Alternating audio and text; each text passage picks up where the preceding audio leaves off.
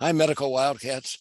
I'm Joseph Guggenheim. I'm a 1972 alum of the medical school, and this month's presentation is on Chicago's Magnificent Mile, that stretch of North Michigan Avenue between the river and Lakeshore Drive that's all decked out in its holiday finery this time of year. This month, I will be discussing the past and present of North Michigan, and next month, the future of this street. North Michigan Avenue has not always been the way we see it now. Before the bridge was built across the Chicago River in 1920, north of the river was Pine Street that went from the river to Pearson. South of the river was Michigan Avenue. And until the Great Fire of 1871, Michigan Avenue was next to the lakeshore, as seen at the red arrow in the picture. This was because the landfill had not yet been completed, which made Grant Park. There was no connecting bridge between Michigan Avenue and Pine Street, shown at the purple arrow, until the bridge was built in 1920. The nearest bridge was at Rush Street, and this bridge has now been demolished. Pine Street and Michigan Avenue were both destroyed by the 1871 fire. However, the water tower survived, as seen in this picture, shortly after the fire. On Pine Street, there were elegant residences on the north section of Pine Street, which began when Bertha and Potter Palmer moved to this area, building their mansion in 1885. Following them, many of the rich people in Chicago moved from Prairie Avenue to Pine Street. On the south part of Pine Street, near the river, were factories and warehouses. Daniel Burnham, in his 1909 plan of Chicago, proposed making a double-level bridge across the river and widening Pine Street. This would connect Pine and Michigan, and he was going to rename Pine Michigan Avenue. This picture on the right shows him presenting his plan to the civic leaders and developers of Chicago. He died in 1912, so he never saw the bridge built which opened in 1920. When the bridge opened in 1920, it began a real estate boom along North Michigan. Some of the early buildings which still stand include the Wrigley Building, seen as the white building on the far right side of the picture, the Tribune Tower, which was completed in 1925 across the street from it. And then as we go further north, on the left side of Michigan Avenue is the Allerton Hotel, the tall, dark building. And then coming further north, the Drake Hotel, the U-shaped building toward the bottom of the picture.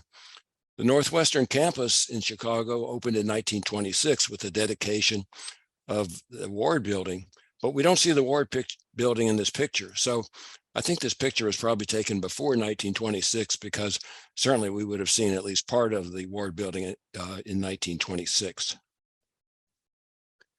The area businesses established the North Central Business District Association in 1912.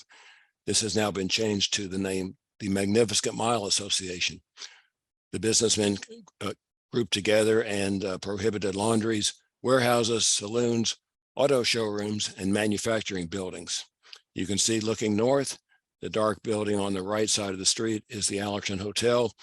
On the left side of the picture, you can just barely make out the Wrigley Building. And then across from it is the Tribune Tower. Arthur Rubloff was responsible for coining the term the Magnificent Mile in 1947. Rubloff was born in Duluth, Minnesota. His parents were Russian immigrants. Like Montgomery Ward, he was very successful after dropping out of school. The family moved to Chicago in 1917 after their property in Minnesota was burned down. Rubloff began selling real estate in Chicago when he was only a teenager. His big break came when he filled the largely vacant Merchandise Mart, which was the largest commercial building in the world at the time, with tenants. He was very successful in doing this and became a very wealthy and successful businessman.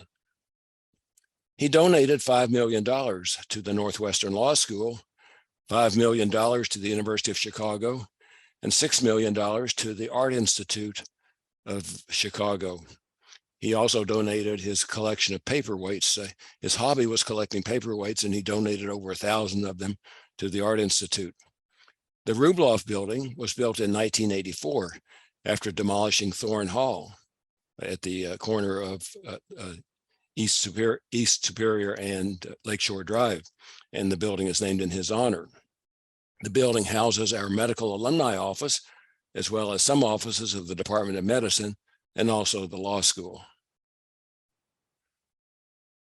During the 1940s, the North Michigan Avenue businesses faced severe economic problems following the Great Depression and World War II. The majority of property owners had declared bankruptcy, and many buildings were vacant. An article in the Chicago Tribune dated April 3rd, 1947, said there was no need for new offices or commercial buildings on North Michigan. Remember this date, April 3rd.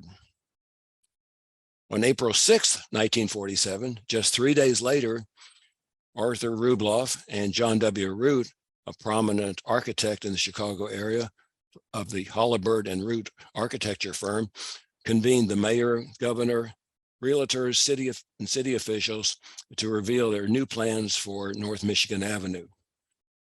Root had designed some of the buildings which were proposed for this street. On the right, you can see what the proposal looked like looking south. The dark building in the very center of the picture is the Allerton, just so you can gain your orientation. Rubloff estimated the potential annual retail revenue for this neighborhood would be $30 million, and he dubbed the 17 blocks from the river to Lakeshore Drive as the Magnificent Mile. This is now a registered trademark. He and his colleagues proposed low and mid-rise buildings on both sides of the buildings, approximately 7 stories in height. Taller buildings would be behind these buildings and separated by landscapes and promenades. There would be street level shops. Car traffic would be on parallel streets, Rush and St. Clair, to relieve some of the congestion on Michigan Avenue. His plan also included underground parking for 1,500 cars, a skating rink, a civic hall of music, boutique stores including Bonwit Teller and Saks Fifth Avenue. Saks Fifth Avenue was going to be where the Hancock Center was, which is now called 875 North Michigan. The name has been changed in the past several years. And also Walgreens at North Michigan and Chicago Avenue, which still stands. The Continental Hotel would be at North Michigan and Grand Avenue. This is now the Intercontinental after having undergone several name changes, including a Sheraton at one time. Rubloff estimated that he would need $35 million for his project. So he turned to William Zeckendorf from New York City, of the firm Webb and Knapp. Zeckendorf said he would do it, but he required the name of Michigan Avenue to be changed to William Zeckendorf Avenue. However, Rubloff refused to give Zeckendorf any credit for this. Zeckendorf finally relented, and that's why the street is now known as Michigan Avenue. By 1947, Rubloff and Zeckendorf owned much or managed real estate on Michigan Avenue, which they bought at Depression-era prices. Zeckendorf also had considerable real estate holdings in New York City, including the land that the United Nations headquarters were later built on. Rubloff was known as the great promoter. He was easily recognized by his height, his suits, his bowler hat, his circular frame glasses, and his distinctive cane. He wanted to publicize his plans, so he sent drawings, photographs, and maps and models to all the media, trade journals, national newspapers, and magazines. His campaign tried to appeal to Chicagoans' sense of civic pride, but he had to convince the business and investment community that this was a viable business plan. Some people thought he was crazy, others wanted a piece of the action. There were other plans for North Michigan Avenue, and this shows the one from Burnham and Bennett in 1910, where mid-rise buildings are located along the avenue with an esplanade down the center. The Rabori plan in 1918 proposed 2 twin towers at the river, where the Wrigley Building and the Trib Tower have now been built. Some of Rubloff's plans were very successful. Certainly it made a lasting impression on tourist Chicagoans, architects, and urban planners. He revived a lot of old buildings and vacant lots. His plan paved the way for the building boom of the 60s and 70s. North Michigan Avenue is now the site of many iconic buildings which define Chicago, such as 875 North Michigan, previously known as the Hancock Center, the Wrigley Building, One Magnificent Mile, Water Tower Place, the high-rise Vertical Mall, and the Tribune Tower. But several of the plans were never realized. There's no skating rink, music hall, or underground parking. There are few mid-rise buildings. Builders and developers quickly realized that with the price of real estate, it was only economically viable to build high-rise buildings on the limited space available on North Michigan. St. Clair and Rush Streets did not become thoroughfares to relieve the traffic. The buildings were not built according to Route's plan, and there was a shortage of amenities, including benches and landscapes. Landscaping has been partially built now. So this is the landscaping that started on North Michigan Avenue in 1993. This is a picture of the planter box in front of 875 North Michigan. You can see the tower behind the planting and the Westin Hotel on the left. This was a partnership between Gordon Siegel, who was the founder of Crate and Barrel, and former Mayor Richard M. Daley. Before 1993, there was no unified landscaping plan. And those alumni who are my vintage and older probably remember this appearance of Michigan Avenue at that time, with little patches of grass where local residents walked their dogs. Siegel planted 4 flower boxes measuring 12 by 14 feet in front of his Crate and Barrel store. This impressed Mayor Daley, who proposed that Siegel develop a plan for the 33 blocks, the 2.3 miles of Michigan Avenue, to fill 87,000 square feet with planter boxes. The planter boxes and the planting in the medians on Michigan Avenue are funded by the city south of the river, but north of the river, the retailers themselves do it. There are 3 installations per year, spring, summer, and fall. The plants which are ripped up are donated or replanted. In the fall, 110,000 tulips and 80,000 muscari bulbs are planted so they can bloom in the spring. This planting has inspired other cities, including Detroit and Des Moines, Iowa. The city has now landscaped over 100 miles of medians. The maintenance requires a full-time crew. The crew employs Safe Haven, which is an organization that employs and trains at-risk youth, veterans, and people recovering from substance abuse. Michigan Avenue at the holiday season is well known for its iconic tiny Italian lights. This began in 1959 when Joe Chris, who was the director of the display at Saks Fifth Avenue, wanted to replace the metallic Christmas tree in front of his store with these tiny lights. He collaborated with George Silvestri, a Chicago lighting expert. Chris acquired some tiny Italian lights in Genoa, Italy, while on his honeymoon. His wife disagrees with this story, however. At first, the bulbs were crudely made and made by inmates in the Milan area.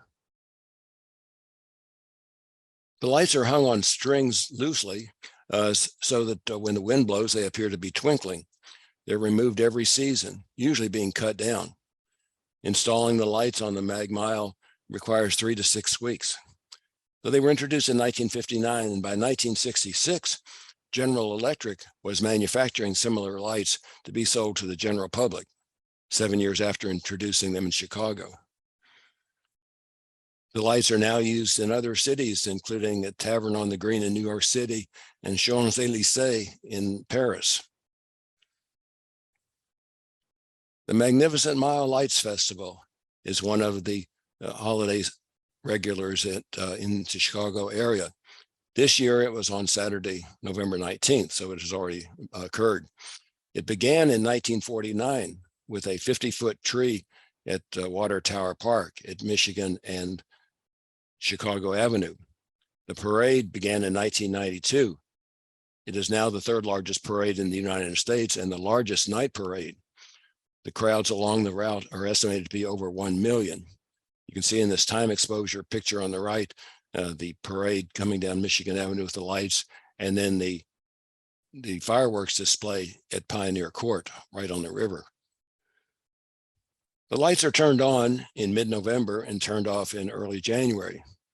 And these tiny Italian lights, which are now popular all over the United States, were first shown in Chicago in 1959. Another feature of the holiday season along the Mag Mile is the parade. Mickey and Minnie Mouse lead the parade, thanks to licensing from Disney.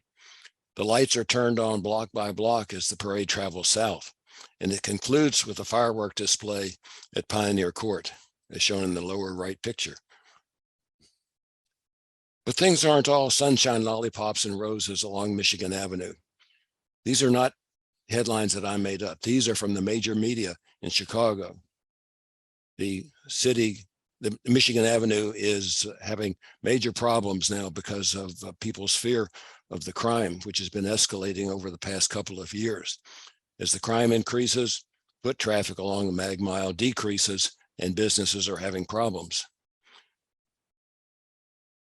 So next month, I'll be discussing some of the plans that are made to alleviate this problem. There are plans to set up commercial districts, as seen in the picture on the left, grouping businesses together. And then the artist picture on the right shows a proposal for a landmark bridge to cross over Lakeshore Drive from the northern end of Michigan Avenue to Oak Street Beach, which is the most popular beach on Lake Michigan. At the top of the bridge would be a beautiful panoramic view of the Mag Mile looking south. It has been proposed that there be an international competition for the design of this bridge, and hopefully the bridge will be an iconic Chicago landmark similar to the Hancock Tower in the past and the Bean in Millennium Park. So let's get together again next month virtually. Next month's presentation will be on the plans for the future of the Magnificent Mile. In the meantime, I wish everybody happy holidays.